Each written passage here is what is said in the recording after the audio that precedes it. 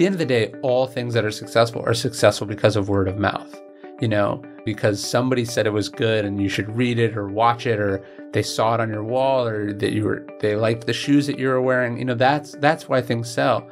And so if you're not making something great that is designed to capitalize on word of mouth, you're making something that is inherently fragile.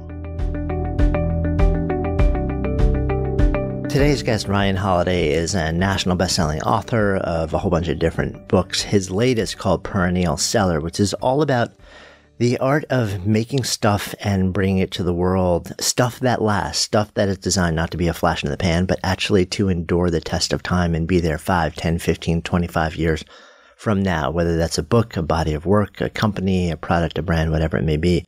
He also has a pretty interesting background, and his journey into being a writer was certainly not linear. As he describes, a lot of things overlapped to bring him to the place that he's at. And he's written some provocative things about what he's learned about the world of media, marketing, and manipulation. So really interesting deep dive. Excited to share his wisdom with you and some of the bigger questions around what we're really creating when we're creating something that we want to matter in the world. I'm Jonathan Fields. This is Good Life Project. It's funny. I was kind of thinking back over sort of like what I've known of you and what I've known of your life over the last decade or so.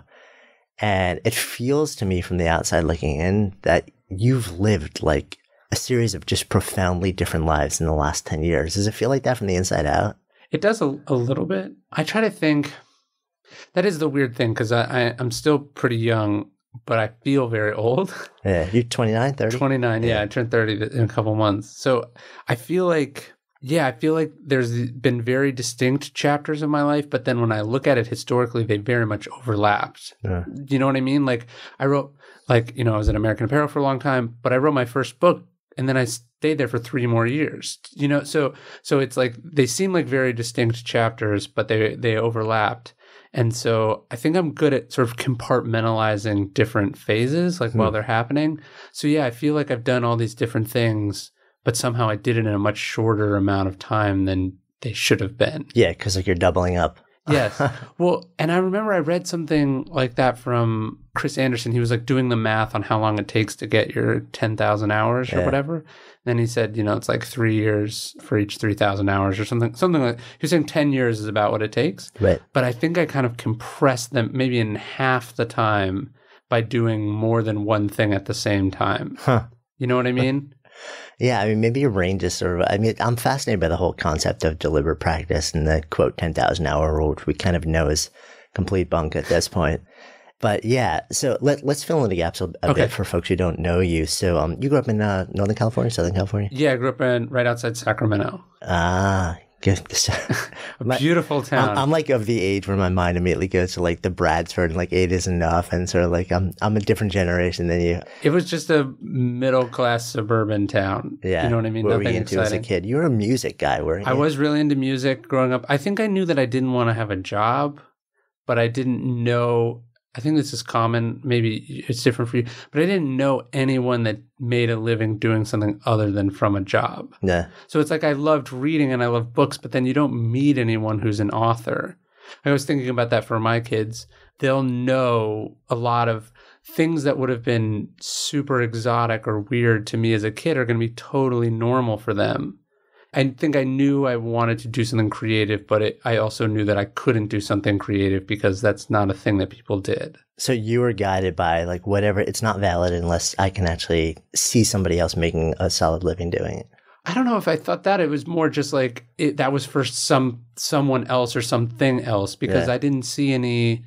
What's the path for doing that, right? No. It's not my parents were like, oh, you do this, like that wasn't available. It's like for some kids who grow up and no one in their family has gone to college, there's no path for them to go to college. It's not conceivable. I think that was my situation, but for like a creative life. Yeah. So you ended up in college, but for I did, yeah. a short stint. Yeah, about a year, a year and a half, 2 years. What happened? I really liked college, actually, and I went, the college I chose, I went for 2 reasons. One, it was near LA, which was closer to people who did creative things for a living. So I think I had that. And then the other part was my high school girlfriend went to the same college, which shockingly did not work out. And then so I was sort of there, and it was like, what's next? Who do I want to be? What? And as soon as that relationship ended, I sort of poured myself into the creative side of things.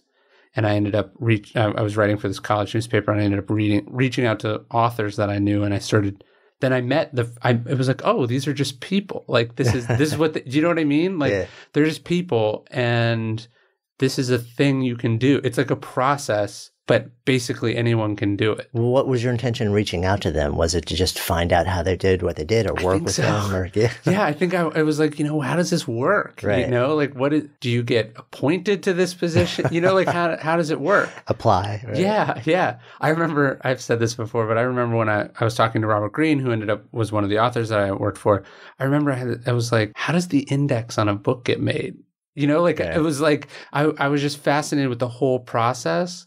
And there wasn't anyone, like, who do you ask these questions to? Yeah. Like, even as a fan, who do you ask, like, how that stuff works? So I think it was partly for just interest, and then also because I wanted to do it. Yeah. Which, by the way, 3 books in, I still don't know how the index gets just made. that was his answer. He was like, somebody, they just give it to you, kind of. Right. Yeah. There's like some person who in the back somehow loves making indexes, and they just go through. Well, I remember I think it was for Obstacle, there's all these things you don't question.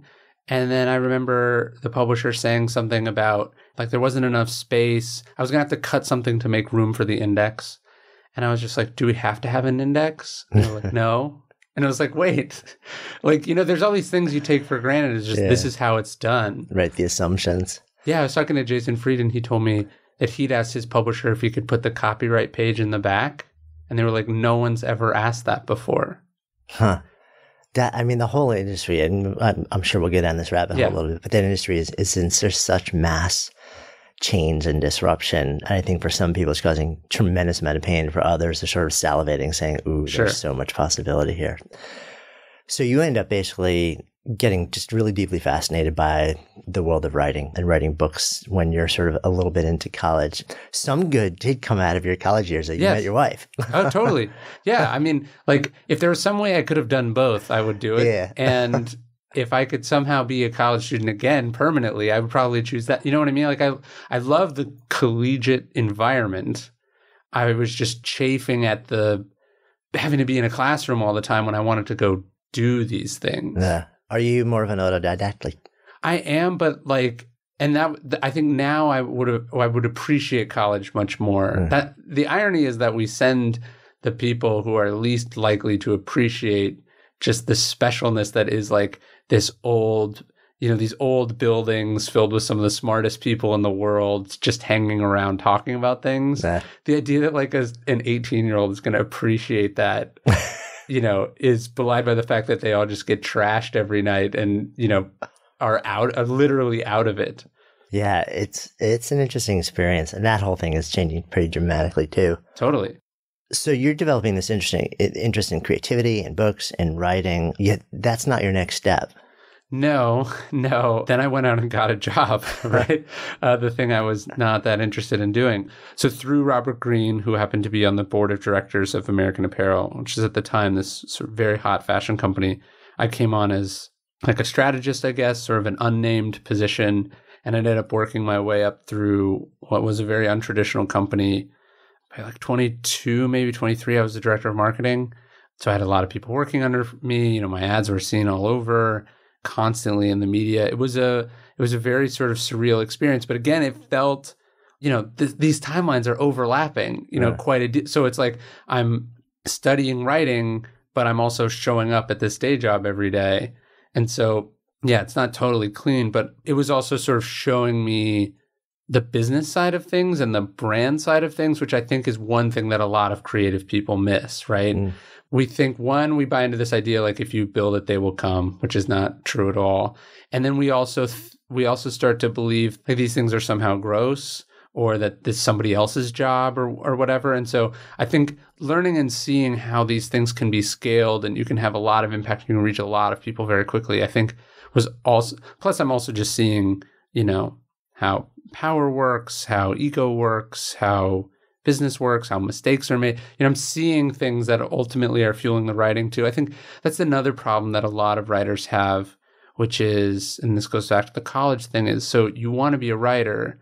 So what do? You study writing and you spend all your time writing. And I don't know about you, I don't think writing is that hard, right? Like stringing together the sentences, there's definitely levels of doing it, but I don't know about you, but I never find like I can't write sentences. My trouble is, do I have good things to put in those sentences? No, I so agree with. I mean, I completely agree with that up to a point. So I'm a huge fan of going out and living your life. Yeah. Like I'm like, I can't remember, some famous person who, some famous dead writer once said something like, how vain it is to sit down to write before you stood up to live. Totally. And so and that quote has always resonated so powerfully because there's so many folks, me included, like I'm raising my hand along with everyone else. And I'm like, I want to write the Great American something, right, whatever it is. And, like the idea of having the raw material, like for that greatness to come, yes, the craft has to be there. Sure. And that takes time. There's maybe you found shortcuts because your brain thinks that way, but I haven't found a way to hack the craft yet. But even if you've got like stunning craft, if you don't have the raw material, like the stories, the grist for that, it's not going to get you there. Well, and I think it's much more likely that great experiences in raw material can translate into good writing than good writing can compensate for bad material. Yes, so agree. You have to be like this virtuosic genius to be able to create great sentences from nothing. But, if you can barely type, but you've lived Keith Richards could write his, like, obviously he probably works as a ghostwriter, but, his life lends itself to literature much better than the best writer's life will ever lend itself to literature. And so I think it was going out and experiencing these things is fueling the writing. And then I think the way you get better at writing is by doing lots of writing. And so they fuel each other. The more you have to say, the more you're going to say. And then the better you're going to get, not only at how you say it, but at, what's the difference between a great thought and an okay thought, but doesn't rise to the standards that you're holding yourself to. Yeah, so agree. And I mean, you referenced the 10,000 hours of the deliberate practice. And when you actually look at the research that underlies that, what you find is that the best of the best in the world practice an average of 4.5 hours a day, not more. Yeah. And they're living their lives outside of that. And that's important. Yeah, totally. And I think also with the 10,000 hours, the thing that I think was missed in what Malcolm Gladwell was saying, I agree with the theory in the sense that like to be really great at something, you have to do it an incredible amount of times, and that mastery is this sort of elusive goal that we're all chasing. There's a difference between being a master and making a living at something. Yeah. And that's huge. Totally. Huge. And so so it's like when I wrote my first book at 25, I was not a master of anything. I would say I'm only marginally further along from there now. But that didn't mean that someone didn't write me a nice check and I didn't publish a book with my face on the cover and my name on it, right? Like, and that people didn't say it was pretty good and like it and it sold.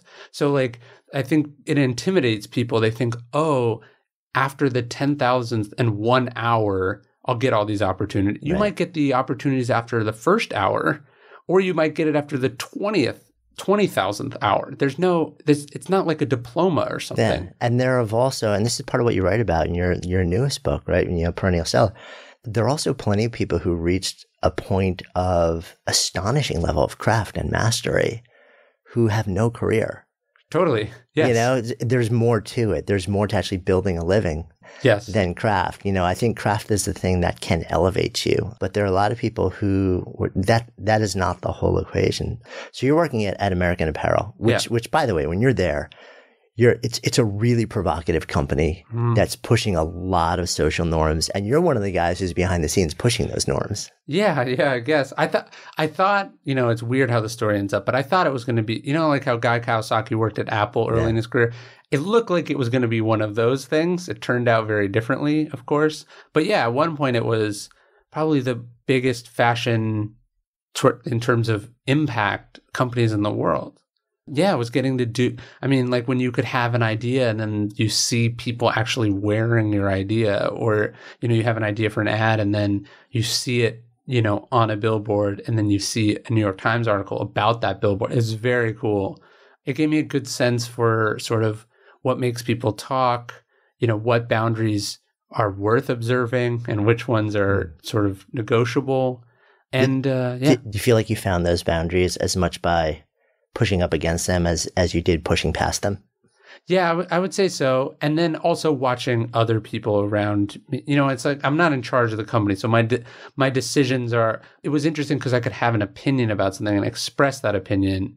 And then what ultimately happened wasn't my decision. So it was sort of like I would have a theory and then I would see that theory get tested either by not listening to me or listening to me. So it was just it was very educated. I see that as sort of being my college education in a lot of ways. Like it was just learning how so many different things work. And I think the other thing that is good about opportunities like that is like, who do you meet, or sort of what radar do you get on as part of what you're doing? Because that's the hardest part from a creative standpoint, is like how there's so many people trying to make their name and doing whatever you're doing. How do you stand out? Yeah. How do you break through the noise? And so when I wrote my first book, I already had broken through the noise a little bit.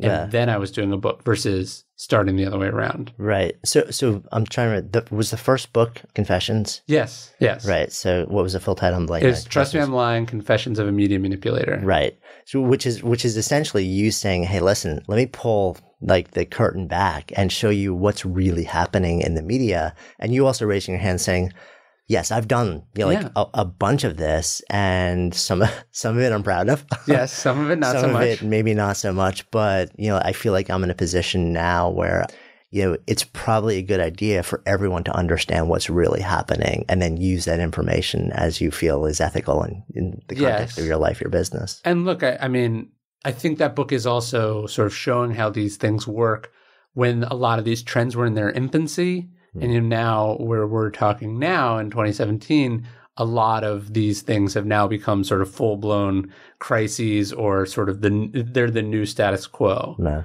So, in 2012, when you're talking about how blogs are fueling the mainstream media system, it's somewhat revelatory to people, and they didn't totally understand it or how it could be manipulated.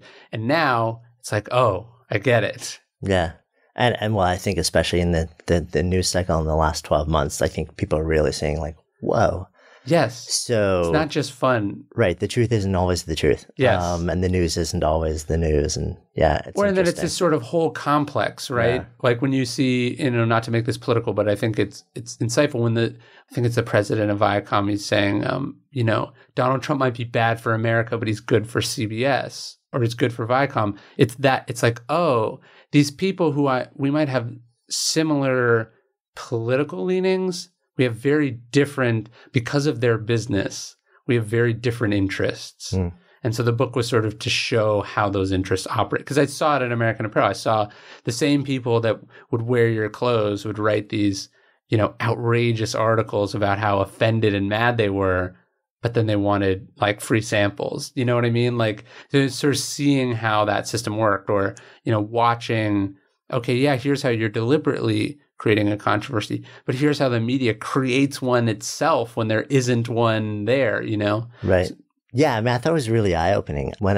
We were at the same publisher at the time, actually. And I think actually probably that came out. Same time. Yeah, same time, right? And yeah, so it was really, I read it quickly because I was like, oh, I got a new book coming out. Like, what can I learn from Ryan? Sure. But it opened my eyes, because I think I came up in a generation where you just kind of assume that, like what you see in print or on screen is kind of like, there was a certain gravitas, with the people and it was, so it was really eye opening, because it was one of the first moments where I'm like, oh, wow, like there's a whole world of things that are being negotiated and happening behind the scenes that I was kind of hip to, but nowhere near on the level that sort of I discovered. That's totally the idea of the book. Yeah. Yeah. So from there, it seems like that's your entree to then say, like maybe like this next act is really all about writing. Yes. So I wanted to be a writer, and the thinking was, what do I have? I think this is a mistake that people make. They go, what's the book that I want to write? Right? And they're making it all about them. I was thinking, what is the book that I could write? You know what I mean? Like, what is my best, it's like, what's the suit you wear to the job interview? Do you know what I mean? Like, what is the thing that I have that is going to get me in the door? And it was that book, right?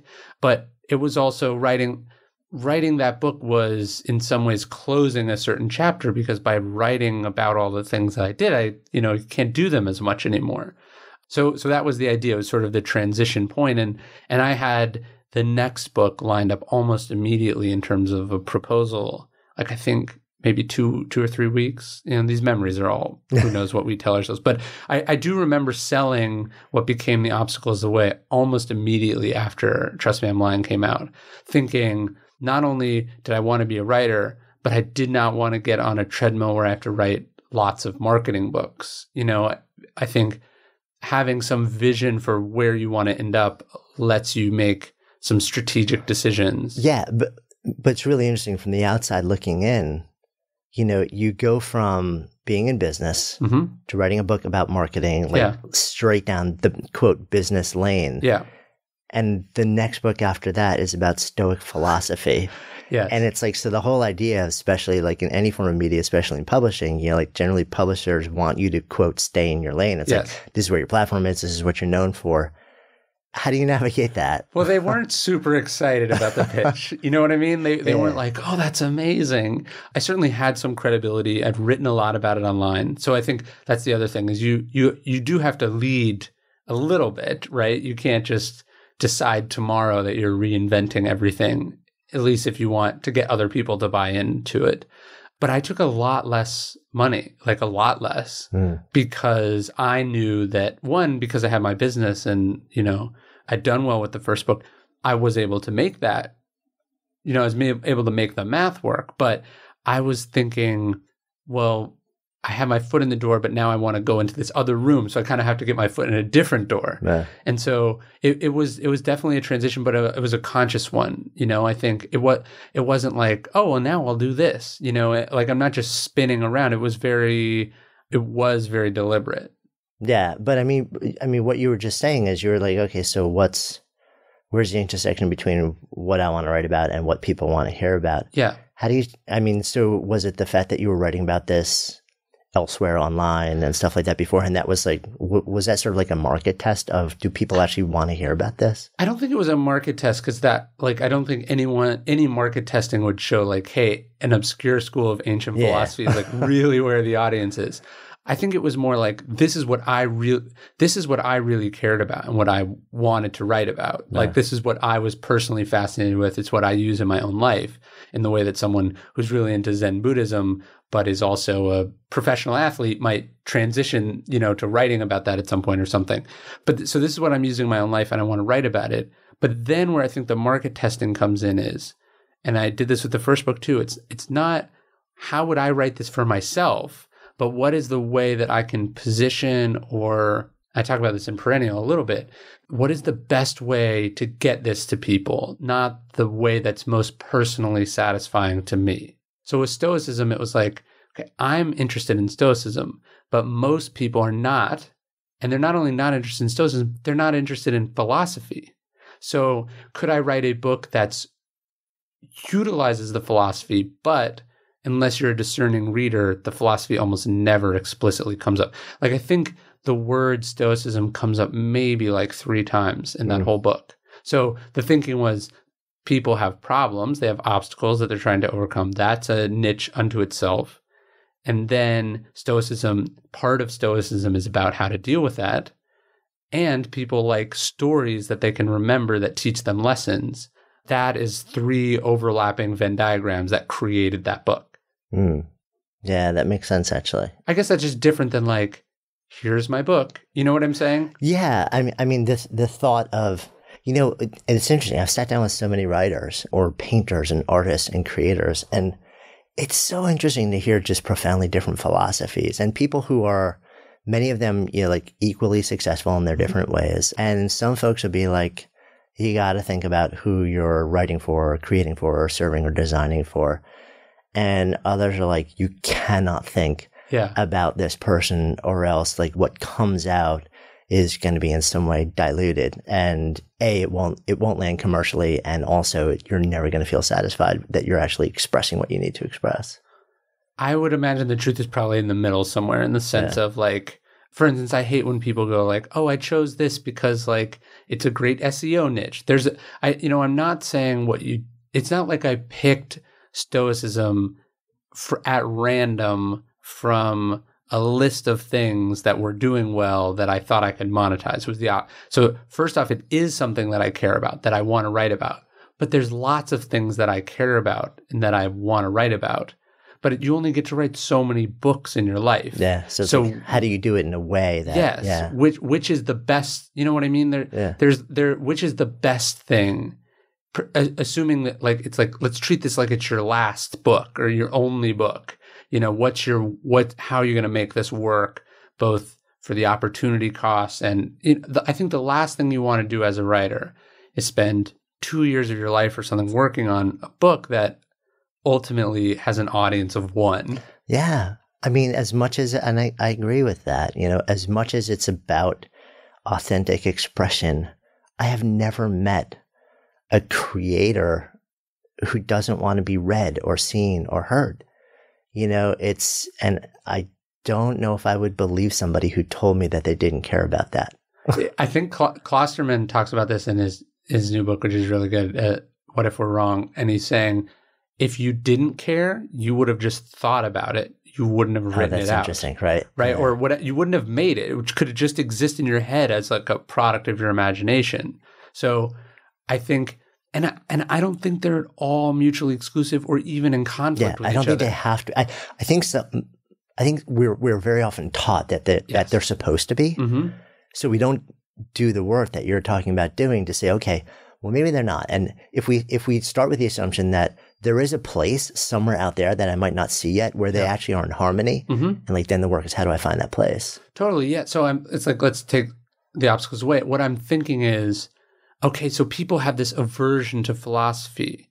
Why? Because they think it's lecturing, because they think it's impractical, because they think it's, theoretical. Well, that's not why I'm interested in Stoicism. I believe that it's very practical, that it solves problems, that and historically it was something that people who did things used. So instead of projecting onto the audience what I want them to be, I'm going to see them as they are, and I'm going to empathize with where they are because I've been there myself. And I'm going to try. It's like, I got lucky it's like I found Stoicism because someone said I'd be interested in it. And the first book that I bought off Amazon happened to be a good translation that happened to catch me at the right time in my life. And I happened to read it instead of watching television or whatever. And it changed my life. How can I take some of the randomness out of that process? Like, so I found that to be very inspiring and I don't want to say noble, but I found that there was a great deal of purpose in what I was doing. It wasn't mercenary. I wasn't like, how can I do this to make the most money? If anything, I would have made very different choices if what I was trying to do was, if you're trying to write a self-help book and you want to make a lot of money, you do some version of the law of attraction, or you know what I mean? Like you don't do this. Right. So I don't know. I think there's also a kind of creator who doesn't want to admit that this is how they think. They want it to sound very pure and authentic and, like it's coming from the muses, as if they're not. Like when they're editing, I would ask them, if you're sitting down editing your page, what are you doing? You're making it more readable. You're making it more accessible. Everyone is thinking this way inherently as a creative. No one is really sticking their middle finger up at the audience. They're just pretending to after. It's like artists who make these sort of rebellious, rejections of, capitalist society and then turn around and sell their paintings to rich people. You know what I mean? Like there's always that dance in art, whatever it is. Yeah, no, I think that's true. And my sense is you've probably done more research into this than me, but from just the basic stuff that I've done, it almost feels like that divide is a more recent phenomenon, because if you really go back in history, some of the greatest painters who've ever lived were actually really well paid and taken care of by patrons. And and they did, there was who's the movie director who's like, like one for the studio, one for me. Yeah, one for them, one for me. Totally. And they did it because they wanted to be okay and comfortable. Yeah, I mean, do you think that it was easy to get the Medicis to to be your patron, or was there an incredible amount of politics involved in that, right? And flattery and shaping of the art. Machiavelli writes The Prince for the family that he conspired against to try to overthrow. They're his patron. And so yeah, I think that's always been there. And look, books used to be sold by subscription. They would go out and pre-sell the books. Is that true? Yeah, Grant's memoirs were sold by subscription.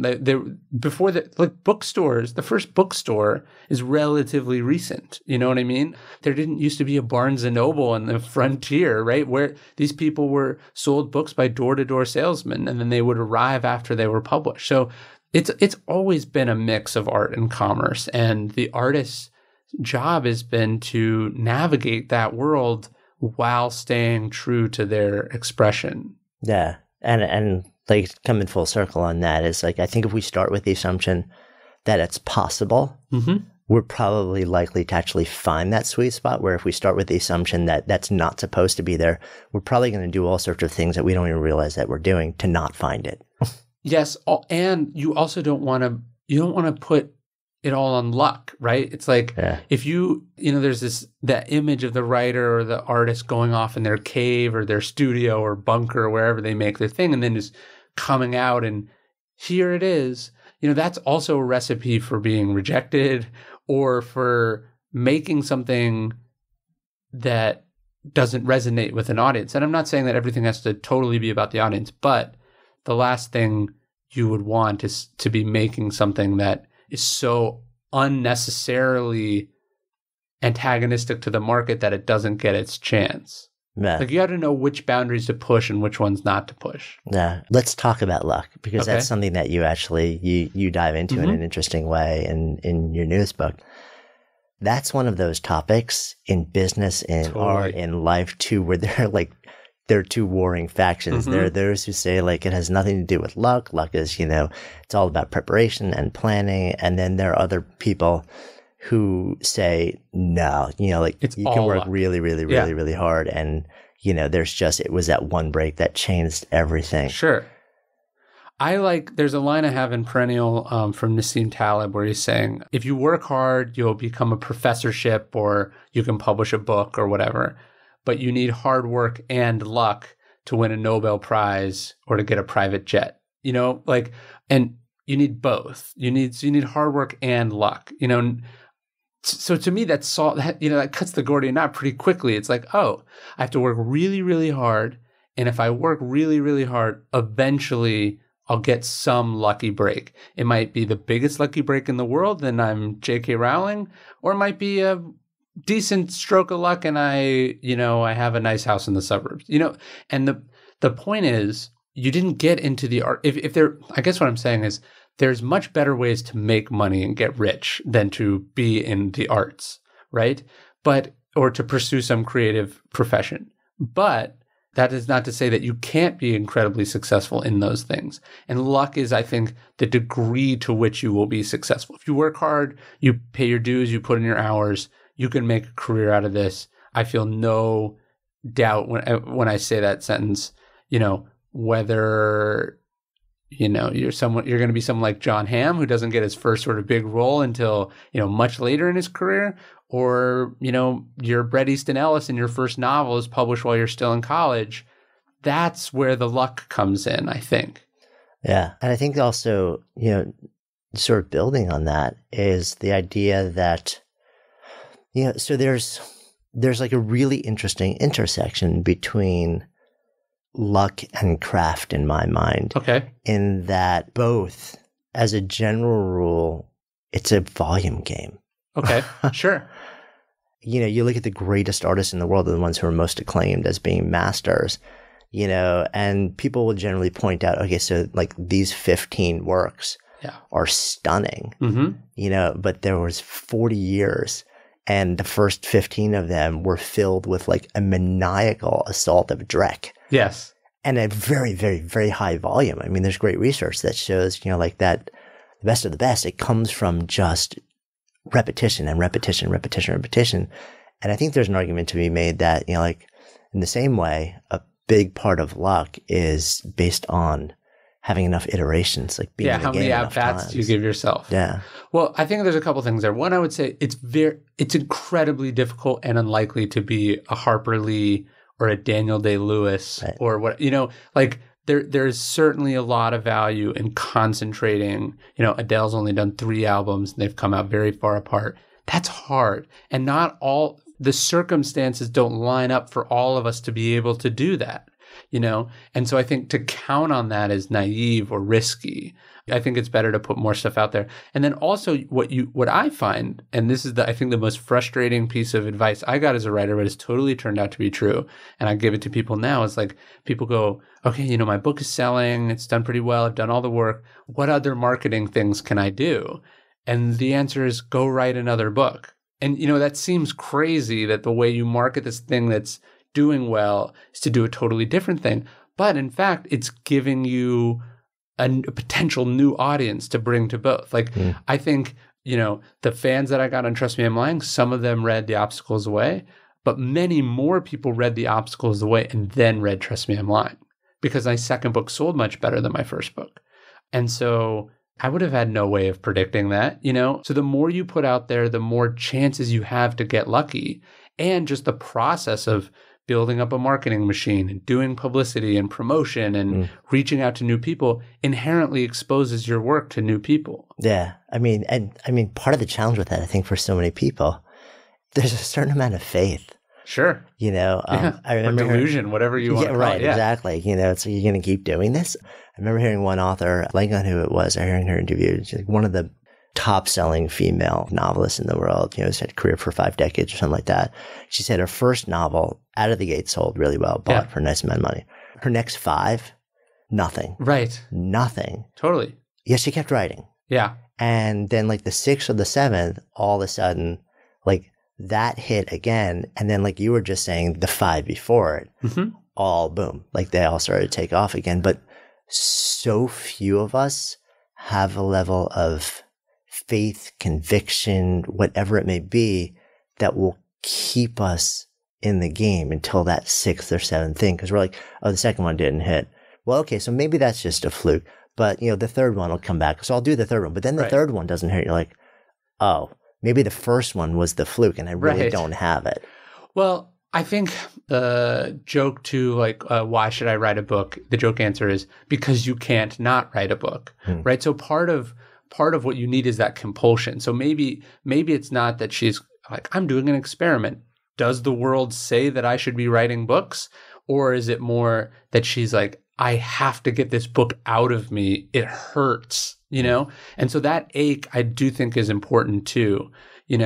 I don't know how many failures I could take as a person, as a writer, if books in a row, but I do know that like I already have the next, I have this one, the next one, and the one after that already sort of stirring around, and it would be uncomfortable if I didn't get them out. There's a Warren Beatty line where he says, making movies is a lot like throwing up. You don't want to, but there becomes a point where you go, I'd feel a lot better if I threw up, And so that's part of it, right? It's not like having books is a lot of fun. Writing isn't necessarily the most fun. So you got to have that compulsion too, to the irrational part to get over the other thing. Because there's there's that other line, I think it's from Keynes, where he's saying, the market can remain irrational longer than you can remain solvent. And so it's like, how many books, you still have to live. So that's the other element. It is. As like Bob McKee said, it's like you've got a monster in your head and the only thing worse than getting it out is not getting it out. Yeah. But like the pain, there's pain either way. Right. Have you seen the documentary Anvil about the metal band? So they're like this metal band that they've been around for when all the big metal bands like Guns N' Roses and Metallica were blowing up, Anvil was one of the up and coming bands. So like 30, 40 years later, most of these bands are successful, and the ones that weren't successful aren't still bands. but they're like still going. It's the same guys and they're still performing for like 10 people at a show. And so there is a level, you watch it and you admire it and you're also like, that's insane. There's a level of insanity to it that has to get you past. You know, I remember when I worked at a talent agency in Hollywood when I was starting and my boss was saying the paradox of actors and actresses is you go from audition to audition and people tell you nobody wants you.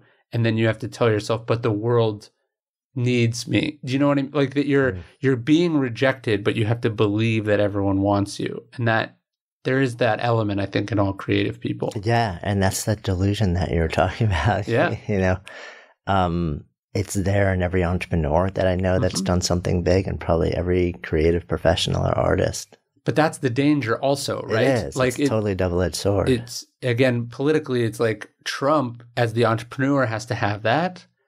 But maybe he overreaches, right? Or you know, the danger is, so you have that craziness inside you that makes you push past all the reservations, all the haters, all the people who tell you it's impossible. But that's also a recipe for overreaching. What if they're right about a specific project? Or, you know, that's the crazy part. Yeah, and what if the end they were right and you really are just delusional? About this specific, you know, you're not a crazy person, but hey, maybe, and look, American Apparel is a cautionary tale in that regard. You don't do it the way you're supposed to do it ever at all. You get so far and then you realize, oh, these rules are right on average. And so we all regress towards the mean if we're not careful. And I think that's the double-edged sword of entrepreneurs is, everyone's telling you don't do it and you bet your life savings and it works out. Now, you know, everyone's telling you don't switch industries, don't do this, don't do that. And you go, oh, I've heard this story before. And you really do jump off a cliff. That's the paradox. Yeah. And the challenge is there's no litmus test. No. That tells you which one of those moments you're right and which one you really heed the advice. Well, there's a good piece of writing advice from Neil Gaiman that I think is good in life as well. He says, when people tell you something's wrong, they're almost always right with your writing.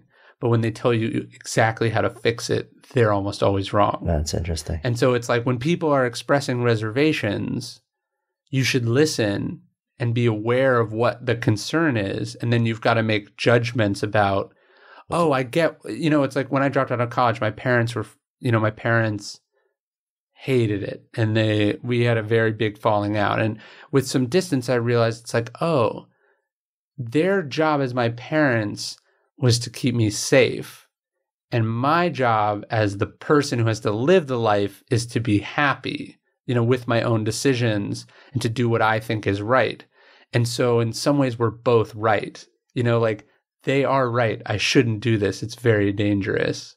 But I'm right in that I know it's the right thing for me personally. Yeah. And I think you got to know that. You got to know with your own work and with your own career or whatever, when to listen to the critics and when not to. And I think that may be where craft really starts to enter the picture too. It's like the famous Ira Glass. We're just like quote dropping left and right.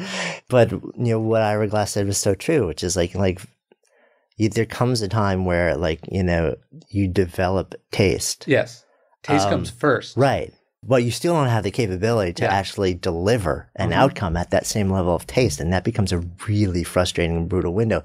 And when your ability to actually deliver on the level of the taste that you've developed sort of meets it, that's sort of when. That's magical. Yeah. No, totally. And look, I think one of the tortures of creative work is that you always have a little bit of that. It's always better in your taste. What you make, for me, I have never made something and my taste was that's the best I've ever seen. You know what I mean? Your taste is always out there in front a little bit of what you're capable of. And that also pushes you to get better. Yeah. I mean, that's the aspirational part of it. I think, you're I see where I want to go and there's something in me that makes me believe I can get there. So I'm going to keep working towards it. Yes. Yes. You're the writing as a job is perpetually trying to make what's in your head show up on the page, and you never quite get there. Yeah. How frustrating as a career. Yeah. But at the same time, how, like it's the fact that you can actually, I think, see yourself evolving is pretty cool if you stay in it long enough. Yeah. So you're building a career. You've got you've got books. You are now, quote, an author. And you got multiple books out. You're also, and this is probably something that some people don't know, is that you write books for other people. Like you've ghostwritten some huge books for other people, which of course we're not going to name names, but I'm curious as a writer, what that's like for you. Well, I like the puzzle. Like I only have so many of my own ideas that I want to dedicate my life towards writing, and they come slowly. So that's I have my career as a writer over here. And then, but I am fascinated with I have this idea for a book. I like solving that equation, right? Like what is the best version of that book? What's the best place to publish it? What's the best way to write it? So I like ghostwriting, or sometimes I just do proposals, or sometimes we sort of act as producers on books. I do that because I love the puzzle of taking, someone's platform, someone's credentials, someone's expertise, someone's vision, and how do you line all those up to make the best, most successful project? That is really fun for me. I would say the frustrating part, it's definitely not without its frustrations. When you're working with someone who's paying you to do an uncomfortable thing for them, there is a little bit of sort of pain avoidance that you have to, it's like, look, I'm happy to write the words for you. I'm good at that. That comes easy for me. But that means in some ways that you have to work harder to go deeper inside yourself to find out what you want to say. So that is one of the frustrating parts of ghostwriting. Is people think you can just pay someone and then have a book. And I guess that's true, but it won't be very good. So that's the struggle. Is can you get them to do their side of things? Yeah, because I think as a writer, you're probably at some point you have to get comfortable with the idea of deepening levels of vulnerability. Yeah. But as somebody who may want a book in the world for a particular purpose, yes, you're not there probably. And part of your job probably is to it's to get encourage somebody. Yeah. Also I think early on I realized it's okay, there are certain people or certain businesses that can sort of assembly line you out a mediocre book that you can put your name on the front of, and maybe it gets you a few clients or whatever. I don't want to do that. I want to do the work that doesn't scale, which is take someone who maybe has a great story or a great idea or a great potential and just needs help getting it to where it needs to go. So that business doesn't scale, but it is considerably upmarket enough that it is a business. Yeah, and it's that's the part you're interested in. Yes, right. Yeah. The topic of your latest book, Perennial Stellar, is fascinating because that's what everyone wants. Whether it's, and we've been talking about books, but what's interesting is that, you're talking about everything. You're talking about in the world of, I want to create, a company, a body of work, whatever it may be. How do you create that thing that isn't, popular for, 5 minutes? Right, a hot minute in today's world, but actually sustains for years, maybe decades, maybe generations. What got you onto that? Well, I think it's weird. I think we all want that, but we also look at things that aren't that and hold them up as examples. Do you know what I mean? It's like, for instance, pick your 10 favorite books or, your 10 biggest favorite movies.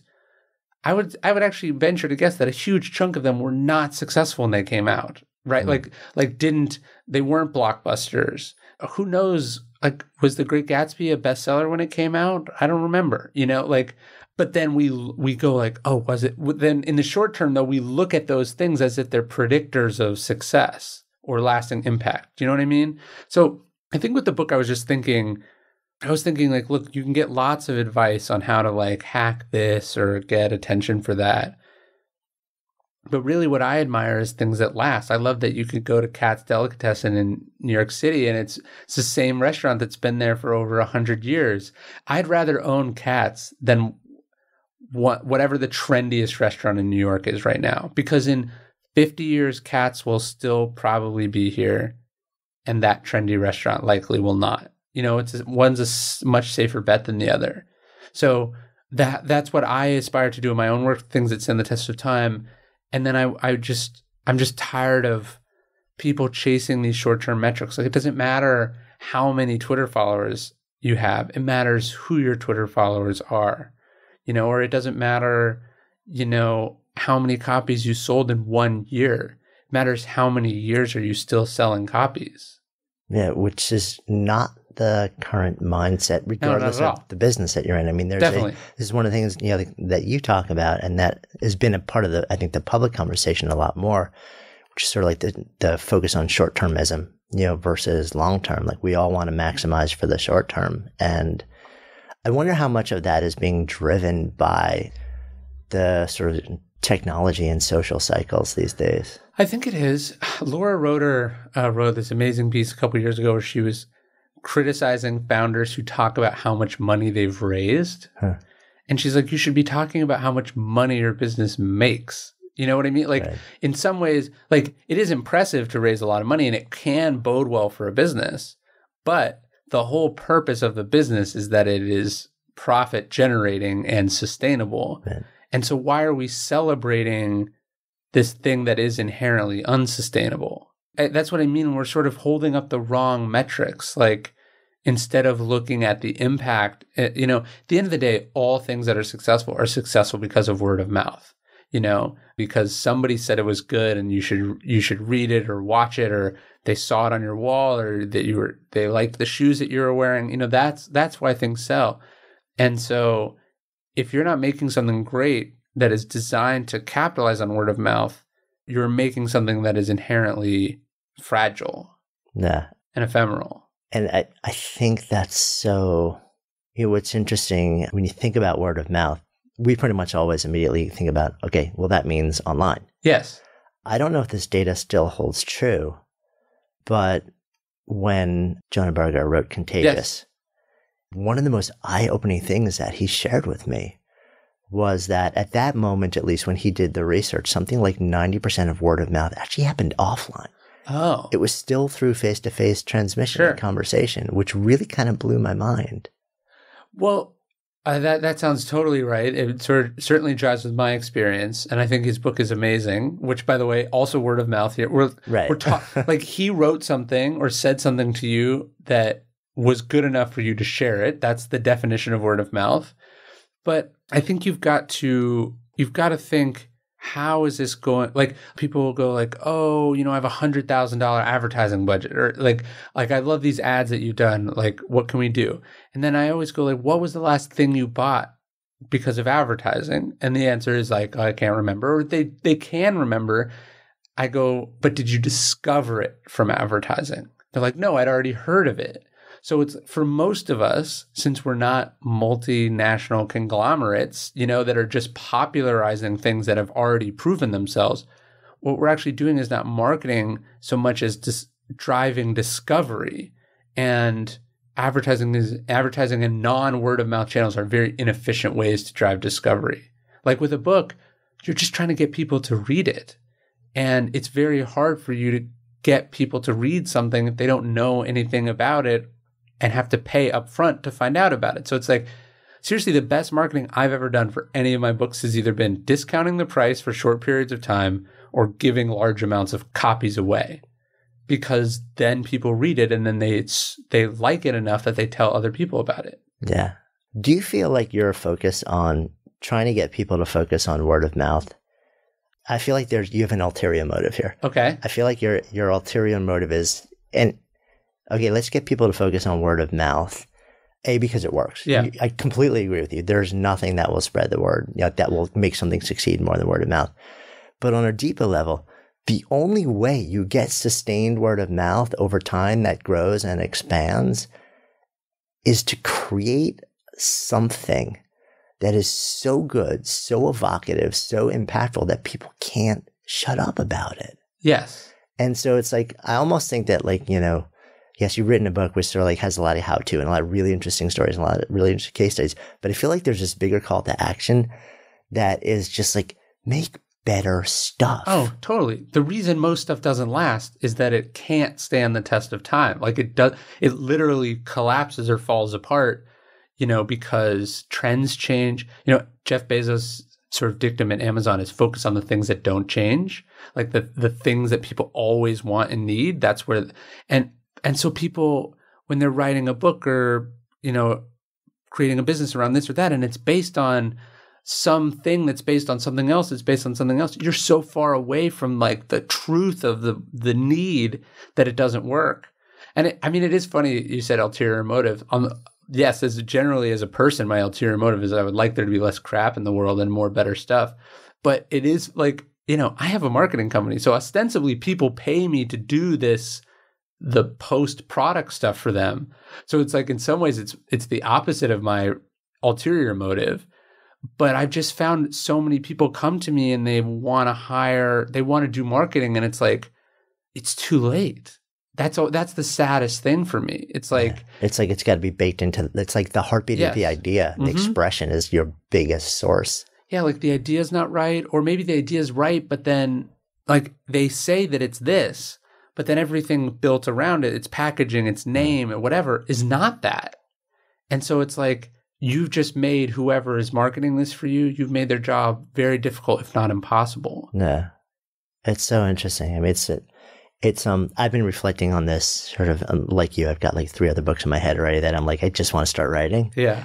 But the bar for me, I think moving forward, and this is shifting, is it's like, I don't want to write something unless I feel like every story, like every part of this is going to move someone to tears, move someone to laughter, or move them to some sort of profound awakening.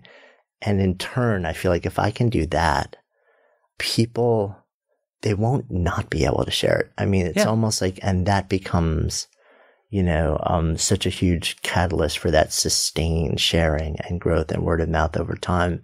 But my concern is that my craft is not yet at the level that will allow me to do that. Not my concern, but my aspiration is that I aspire to develop my craft on a level where I can create something, whether it's a company or a book or body of work, that moves people on that level. In part because I'd like it to be successful. I'd like to be able to just like do that, for my living, but also because that's part of where, like we satisfy our existential angst.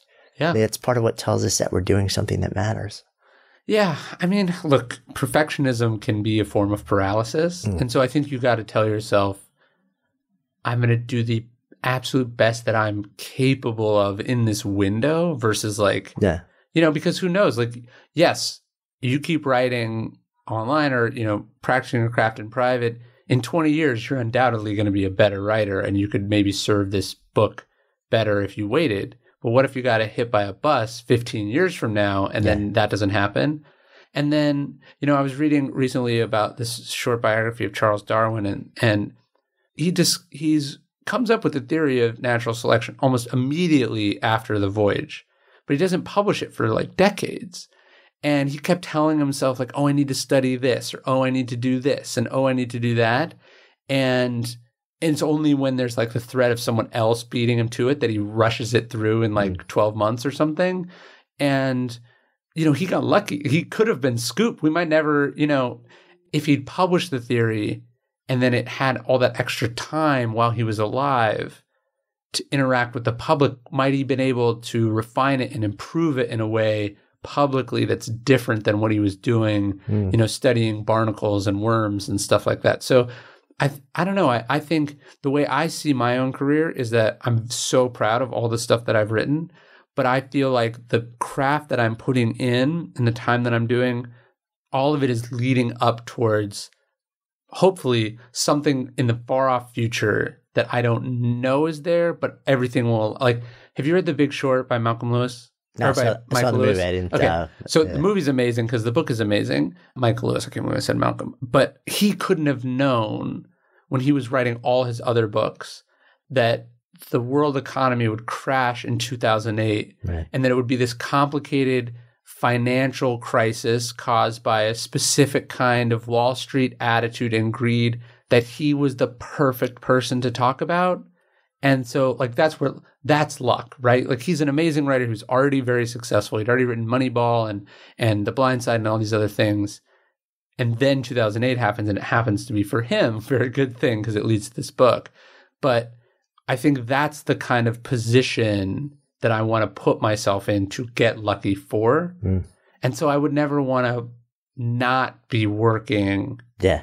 Because you don't know what you're cutting yourself off from after whatever this project is that you don't feel like you can do. No, it makes a lot of sense. So let's come full circle here. Okay. Name of this is Good Life Project. All right. So if I offer that phrase out to you, to live a good life. Yeah. What comes up? Something I've thought about. I don't know if you get this question from people where they'll go like, what's next? Like, and maybe Lewis Howes told me this. He said like, right now. Like, you know, he said something, his answer was something about right now is, and I've been thinking about that. It's like, I like my life right now is very good. And I want that to be my life. I don't want to live as though I'm working to some conditional future where then, like I'm telling you, I'm hoping that fate and my skills align at some point to some magical project, but I'm not unhappy now until that happens. So, you know, I feel like I live in a place, like in a place that makes me happy. I feel like my lifestyle, like what kind of place that I live, like I live on a farm, that's sort of unique and makes me happy. I feel like for the most part, my day is filled with things that I want to do, not things that I have to do. And then I feel like I'm surrounded by people who I like being surrounded by and make me better. So that's my definition of the good life. And I don't know, I don't think the good life can be something you're striving towards, or if you are, it's somewhat sad. You know, I think you ideally want to have what version you can have of it now, because who knows how long this stuff is. Sounds morbid, but like if I died tomorrow, I would feel okay because I haven't held anything back is all I'm saying. Thank you. Thanks for having me, man. Thanks so much for listening to today's episode. If the stories and ideas in any way moved you, I would so appreciate if you would take just a few extra seconds for two quick things. One, if it's touched you in some way, if there's some idea or moment in the story or in the conversation that you really feel like you would share with somebody else, that it would make a difference in somebody else's lives, take a moment and whatever app you're using, just share this episode with somebody who you think it'll make a difference for. Email it if that's the easiest thing, whatever is easiest for you. And then, of course, if you're compelled, subscribe so that you can stay a part of this continuing experience. My greatest hope with this podcast is not just to produce moments and share stories and ideas that impact one person listening, but to let it create a conversation, to let it serve as a catalyst for the elevation of all of us together collectively, because that's how we rise. When stories and ideas become conversations that lead to action, that's when real change happens. And I would love to invite you to participate on that level. Thank you so much, as always, for your intention, for your attention, for your heart. And I wish you only the best. I'm Jonathan Fields, signing off for Good Life Project.